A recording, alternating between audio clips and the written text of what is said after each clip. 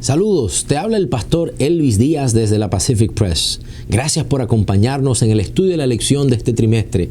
Hoy vamos a estudiar la lección número 3, así que te invito a que me acompañes en este día.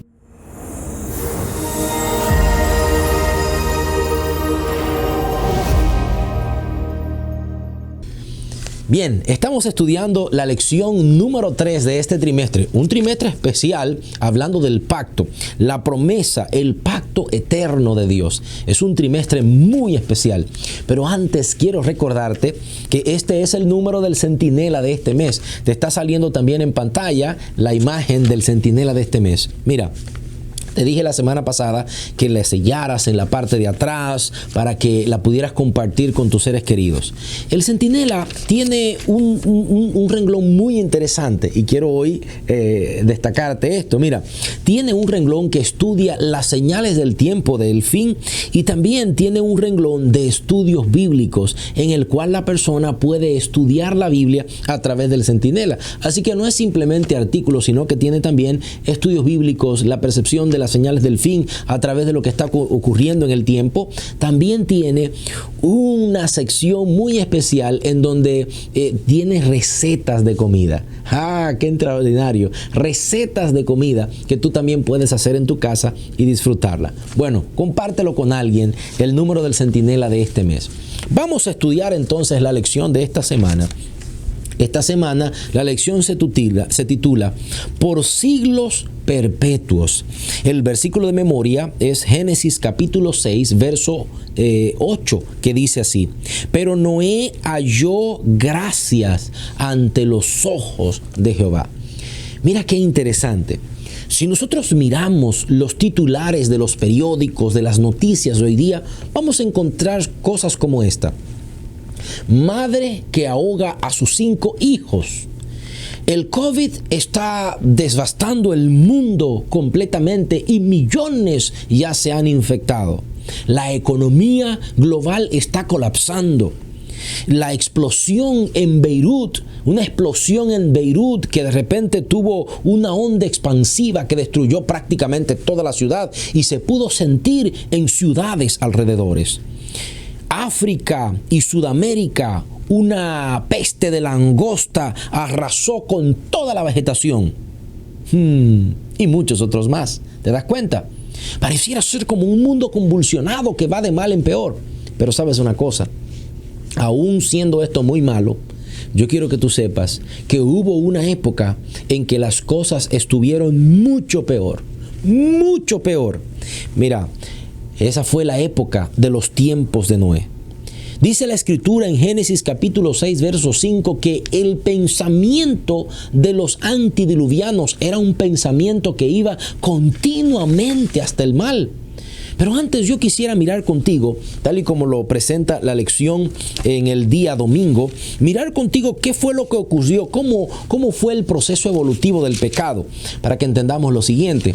El apóstol Pablo en la carta a los Romanos define el pecado como que los malos entenebrecieron sus pensamientos. De ahí que para Pablo el pecado tiene un proceso evolutivo en la vida del ser humano. No es que de repente tú te levantaste un día diciendo, oh, yo voy a pecar, hoy yo voy a abandonar a mi esposa, hoy de repente voy a ser un violador, hoy voy a matar. No, sino que tiene un proceso evolutivo en la vida del ser humano que va poco a poco y que se va entenebreciendo. De igual forma, este proceso lo vemos nosotros en la entrada del pecado en el huerto del Edén. Mira, dice la Escritura en Génesis capítulo 1, verso 31, que Dios había creado todo y que todo era bueno. Sin embargo, aunque el pecado ya existía con Satanás, probablemente antes de la creación, mira qué interesante. De repente, mira lo que ocurre de repente en Génesis capítulo 3, verso 6. Cuando la mujer vio que el árbol era bueno para comer y agradable a los ojos y codiciable para alcanzar sabiduría. ¿Cuál fue lo primero que la mujer hizo? Dice la Escritura que vio. Mira qué interesante. Vio. cuando ella vio que era agradable para comer. Así, el pecado en la vida humana no llega de un día para otro. El pecado en la vida humana llega coqueteando, llega de repente sin darse cuenta, aparentando bueno. Llega con esa dama que te presta atención cuando nadie lo hace. De repente llega con palabras bonitas cuando un esposo tú sientes que te descuidas. Así el pecado viene. Dice que Eva vio, luego dice que la tocó, pero mira lo que dice el texto. Tomó la fruta, la tocó, la tomó y dice, y la comió. Mira qué interesante, vio, tocó, comió, pero también dice el texto, mira lo que dice en la parte final. Y también dio a su esposo para que también comiera y él comió. O sea, mira cómo es el pecado. Ella vio, ella tocó, ella comió e invita a otro para que también coma. Así es el pecado. Primero llega, impresiona, luego comenzamos a jugar con él, luego de repente caemos en él e involucramos a otros y sus efectos son tan atroces que también llegan a sentirse en la vida de otras personas. ¿Te das cuenta? Así de repente entró el pecado, pero no se queda ahí. Mira lo que continúa diciendo las Sagradas Escrituras en Génesis capítulo número 3, en el verso número 11. Quiero verlo contigo para que te vayas dando cuenta. Mira lo que dice de repente la Escritura. Y Dios dijo, ¿quién te enseñó que estabas desnudo? ¿Has comido del árbol que yo te dije que no comieras? El hombre respondió, la mujer que me diste como compañera, ella me dio del árbol. Entonces Dios le dijo a la mujer, ¿qué has hecho? Y la mujer respondió, la serpiente que me diste me engañó. ¿Qué ocurre con el pecado en la vida humana? Llega, no nos damos cuenta, comenzamos a coquetear con él, nos metemos en él, involucramos a otros, los efectos devastadores del pecado llegan a otras personas, involucran a otros más. Pero cuando llega el momento de reconocer, no lo reconocemos y comenzamos a buscar excusas, comenzamos a acusar a otros, que es lo que pasa con Eva acá. Ella comienza a acusar a otros, pero no se queda ahí. Mira lo que continúa diciendo en el capítulo número 4, en el verso número 5. Pero no se agradó de Caín y de su ofrenda, y Caín se enojó en gran manera y se cayó su semblante. Oh, mira lo que pasa con el pecado. El pecado no simplemente llegó con Eva y se quedó con Adán y Eva, sino que continuó dañando la relación del hombre con Dios hasta que llega a Caín. Oh, y entonces el hombre quiere implementar su propia adoración. Y Caín quiere hacer su propio estilo de adoración y no obedece al Señor. Y cuando ve que a Dios no le agrada, dice la Escritura que él cambió su semblante y se enojó. Se enojó en gran manera. Y mira que sigue diciendo el texto. Pero Caín dijo a su hermano Abel, vamos al campo. Y cuando estuvieron en el campo, Caín atacó a su hermano Abel y lo mató. ¡Wow! Se enoja, su semblante cambia, él trata de hacer su propia adoración y cuando Dios no la acepta, se enoja, su semblante cambia, su ánimo cambia y de repente se lleva a su hermano a escondida y mata al hermano en el campo. ¿Hasta dónde llega el pecado? El pecado se va degradando en la vida humana, pero sigue más. Mira qué interesante el verso 19 del mismo capítulo. Luego Lamec tomó para sí 2 mujeres. Una fue Ada y la otra fue Sila. Mira hasta dónde va. O sea, ya viene. Busca excusa. Toca, ve, se mete, busca excusa. El hermano intenta crear su propio estilo de adoración. Cuando Dios no le gusta, mata a su hermano. Y ahora viene Lamec y dice que se busca 2 mujeres. Entonces ya viene dando lugar a más de una pareja. Ya viene dando lugar a la poligamia. Pero mira qué interesante en el verso número 23. Y dijo Lamec a sus 2 esposas, Ada y Sila, oíd mi voz, mujeres de Lamec, escuchad, a un hombre maté porque me hirió y a un joven por golpearme. Si Caín era vengado 7 veces, Lamec lo será 70 veces 7. Mira qué interesante. Ahora Lamec pasa a matar sin razón alguna. Aquel, mírame, me hizo enojar, me golpeó y yo lo maté, le quité la vida. Y no solamente a uno, sino que se convierte en un asesino en serie. O sea, mira cómo el pecado llega y el pecado se va degradando. Cómo va degradando la vida humana, cómo va dañando la vida humana. Y es interesante ¿Te imaginas cuánto puede crecer el pecado en una mentalidad antidiluviana? Una mentalidad que estaba acabadita de salir del huerto del Edén. Una mentalidad con perfección, una mentalidad con grandeza. Oh, y todo el pensamiento del hombre de la época era continuamente hacia el mal. En medio de todo ese pecado progresivo, en medio de todo ese pecado que daña al ser humano, entonces dice el capítulo número 6, aparece Noé. Oh, mira qué interesante. Aparece Noé, dice la Escritura, a ver a los hijos de Dios, que las hijas de los hombres le eran hermosas, tomaron las esposas, dice la Escritura. Y el verso 5, el Señor vio que la maldad de los hombres era mucha en la tierra, y que todo designio de los pensamientos del hombre, de ellos, eran continuamente hacia el mal. Imagínate, era un pensamiento continuo hacia el mal. No había forma. Dios, dice la Escritura, en el verso número 6, mira lo que dice: y el Señor le pesó haber hecho al hombre.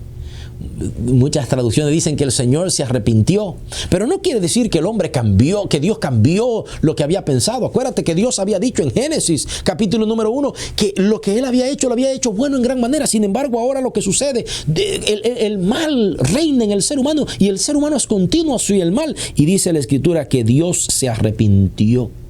Oh, ¿qué es lo que está ocurriendo? El vocabulario hebreo que se utiliza aquí es la palabra nachán. Lo que está queriendo decir es que Dios sufre, que el corazón de Dios se dolió. Dios sufre con la maldad del ser humano. Dios sufre con lo que causa el pecado en el ser humano. Dios sufre con lo que causa el pecado en ti. Dios sufre cuando una familia se destruye, cuando un matrimonio se hace pedazo. Dios sufre con el resultado del pecado en la vida humana. Es lo que está diciendo el texto. Pero ¿sabes una cosa? Mira qué hermoso. Dice la Escritura entonces, verso número 8, pero Noé halló gracias ante los ojos del Señor. Y entonces pasamos el día lunes. Noé halló gracia ante los ojos del Señor. Y esta es la historia de Noé, un varón justo, perfecto entre los de su tiempo. Y caminó Noé con Dios. Oh, dice la Escritura que Noé era un varón justo, no corrupto. Era un varón perfecto, o sea, no era violento. Caminó con Dios, mantenía una relación con Dios. Ahora, no podemos encontrar perfección en Noé si no estamos claros con el verso número 8. Dice la Escritura que Noé halló gracia ante los ojos del Señor. La palabra gracia aparece aquí por primera vez en la Escritura. La palabra gracia aparece aquí por primera vez en la Escritura, y Noé se convierte en una especie de tipo de Cristo, porque este versículo podemos darle nosotros una aplicación dual. La primera aplicación es, Noé aparece como un tipo de Cristo. Nosotros hallamos gracia ante el Padre a través de Jesucristo. Nosotros hallamos gracia ante Dios a través de Jesucristo. De ahí que el mundo alcanza gracia, la especie humana alcanzó gracia ante Dios a través de Noé. Pero no puede existir gracia sin Jesucristo. De ahí que Noé es mirado como alguien perfecto, como un varón justo, perfecto, que camina con Dios, es a través de la óptica de la gracia. Al igual que tú y yo, podemos alcanzar justicia a través de la gracia de Cristo, y somos mirados por el cielo como seres humanos justos a través de la gracia de Cristo Jesús. Noé encontró gracia. Oh, qué hermoso. Qué hermoso es como lo plantea la lección del lunes, hablando de este concepto de gracia y de Noé.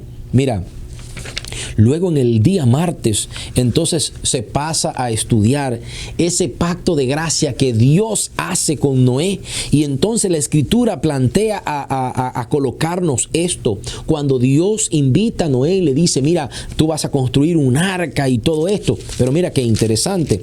Mira lo que dice el texto en el verso número 18. Dice la escritura así: más estableceré mi pacto contigo, dice el Señor en el capítulo número 6, en el verso 18, cuando Dios le dice a Noé, mira qué interesante, verso 6, verso 18, pero estableceré mi pacto contigo y entrarán contigo en el arca tus hijos, tu esposa y la esposa de tus hijos. Aquí aparece en la primera referencia de Dios haciendo un pacto con Noé, un pacto especial de gracia. Estableceré un pacto, dice el Señor, con Noé. Y entonces Dios muestra nuevamente la gracia para con Noé. Mira qué interesante. ¿Qué es lo que está ocurriendo acá? ¿Cuál es el pacto que Dios está entrando con Noé? Me gusta mucho la analogía que hace el folleto en el día lunes, cuando dice, considera esta analogía: un hombre que cae de repente, un hombre se cayó de un barco en medio de una tormenta, y de repente alguien desciende a la cubierta y dice: yo te voy a arrojar un salvavidas para subirte. Sin embargo, el que está en el agua tiene que estar de acuerdo en su parte del trato, es decir, tiene que aferrarse, tiene que asirse del salvavidas para que entonces poder ser salvado. De igual manera es el pacto de Dios con Noé. Dios establece un pacto con Noé, un pacto por gracia, y le dice: mira, yo te voy a salvar y te vas a salvar tú y tus hijos. Pero ¿saben qué? Noé tenía que abrazar la promesa de Dios. Noé tenía que construir el arca. Noé tenía que construir ese gran barco y entrar con sus hijos y confiar en lo que Dios, en que lo que Dios le había dicho era real. ¿Te das cuenta? O sea, ese es el pacto de gracia que Dios establece con Noé. Era un pacto que Noé tenía que abrazarlo como el salvavidas. Era un pacto que Noé tenía que jugar esa parte. Ahora, mira qué interesante en el texto. En el texto dice la escritura que el pacto tenía una señal que aparece en forma de un arco iris que es establecido en el día miércoles. Un arco iris descrito en Génesis capítulo 9, versos 12 y 17. Y es extraordinario porque el arco iris es utilizado hoy día como un símbolo, de hecho, en muchos casos anticristiano, y es utilizado para mostrar algo que no es lo que Dios quería mostrar. Dios quería que el arco iris sirviera como una señal universal. Wow, porque el pacto de Dios es universal. El arco iris estaba representando la universalidad del pacto de Dios. Dios quería hacer un pacto con toda la humanidad, y Dios quería salvar a toda la humanidad, no simplemente a uno, sino a toda la humanidad. Por eso, lo que ocurre en el diluvio, el pacto que Dios hace con Noé, es un pacto que beneficia a toda la humanidad y que salva a toda la humanidad. Es interesante la analogía que Dios hace al colocar el arco iris como esta señal pactual entre Dios y el hombre. Ahora, mira qué interesante. Si de repente nosotros miramos un poco más lo que ocurre en esta relación pactual de Dios con Noé, es muy interesante acá. Porque dice la escritura que se salvó solamente Noé y su familia. Mira lo que dice Génesis capítulo número 7, verso 23. Así fue destruido todo ser viviente en la faz de la tierra, desde el hombre hasta la bestia, los reptiles, las aves del cielo fueron raídos de la tierra, y quedó solamente Noé y los que estaban con él en el arca. Quedó solamente Noé. Aquí es donde comienza a utilizarse la primera expresión para hacer referencia a un remanente. ¿Te acuerdas? De repente vimos nosotros la primera expresión que es utilizada con Noé para referirse a la gracia. Noé encontró gracia ante Dios, pero también es la primera referencia que hace la escritura acerca de un remanente. Y entonces Noé y su familia se convierten en ese resto, en ese remanente. Ah, qué extraordinario. Dios siempre ha tenido un resto con quien Él pacta, un resto que hace en su voluntad, un resto entre todas las naciones, Israel, un resto dentro de ese pueblo de Israel, un resto que no se había postrado a los ídolos en el tiempo de Elías, un resto que estaba esperando la venida de Cristo Jesús, un resto también que al final de la historia va a estar levantando ese pacto con Dios y va a proclamar ante todo el mundo el mensaje de los 3 ángeles. Un resto. Qué hermoso es formar parte de ese resto. Ahora, Mira qué interesante. Cuando de repente yo miro esta lección tan bonita del pacto de Dios con Noé, veo algo interesante. Si tú miras conmigo en el capítulo número 9 y lo lees desde el versículo 1 hasta el versículo número 6, te vas a dar cuenta que Dios viene y le dice a Noé, mira, fructificad, multiplicaos y llenad la tierra. Y luego comienza a darle una serie de reglamentos hasta el punto que le dice, mira, no mates a nadie, el que derrame sangre humana, verso 6, por el hombre su sangre será derramada, porque el hombre fue creado a la imagen de Dios. ¿Te acuerdas a qué se te parece eso? Cuando tú vas a Génesis, en el capítulo número 1, te vas a dar cuenta lo que de repente Dios dice aquí en ese capítulo número 1. ¿Te acuerdas? Lo que Dios dice en el verso número 28 del capítulo 1. Mira lo que Dios le dice a Adán y a Eva. Dios le dice que Dios los bendijo y le dijo, fructificad, multiplicaos, llenad la tierra, gobernarla, dominar los peces del mar y todo eso, ¿no? Y entonces Dios contempló todo lo que había hecho y los bendijo en gran manera. Eran creados a imagen de Dios. ¿Qué es lo que Dios hace al pactar con Noé? Lo que Dios está haciendo es como una nueva creación. Dios al pactar con Noé está haciendo una nueva creación y le da las mismas instrucciones que le había dado a Adán y a Eva de fructificar, de señorear la tierra y vivir de acuerdo a la imagen de Dios. Es la misma instrucción que Dios ahora le da a Noé. O sea, lo que Dios está haciendo es una nueva recreación. Cuando Dios pacta con el ser humano, quiere recrearlo, quiere recrear su imagen en él. El pacto de Dios está haciendo una alusión al interés de Dios de crear su imagen otra vez en el ser humano. Mira, mi querido hermano y amigo, yo quiero decirte una cosa. Al repasar esta lección, no me cabe duda. Lo que Dios quiere crear en nosotros es su imagen otra vez. Dios quiere traer en nosotros su imagen y darnos a nosotros una nueva creación. Quiero leer por ti esta cita tan hermosa que tiene en la revista El Heraldo, la Reina Herrera. Dice, ese símbolo, el arco iris, que aparece en las nubes en las nubes debe confirmar la fe de todos y confiar en su confianza en Dios y confiar en Dios, pues es una prueba de la misericordia y la bondad divina hacia el hombre. Y aunque el Señor se vio obligado a destruir la tierra por medio del diluvio, su misericordia sigue envolviendo todo el planeta. Cuando salgas por ahí y veas el arco iris en el cielo, verás un símbolo de misericordia. Un símbolo del pacto eterno de Dios que quiere hacer contigo y conmigo para restablecer su imagen y darnos a nosotros una nueva creación. Dios te bendiga muchísimo. Nos vemos la semana que viene en el estudio de la siguiente lección. Así que un abrazo grande y acuérdate, nos vemos la semana que viene.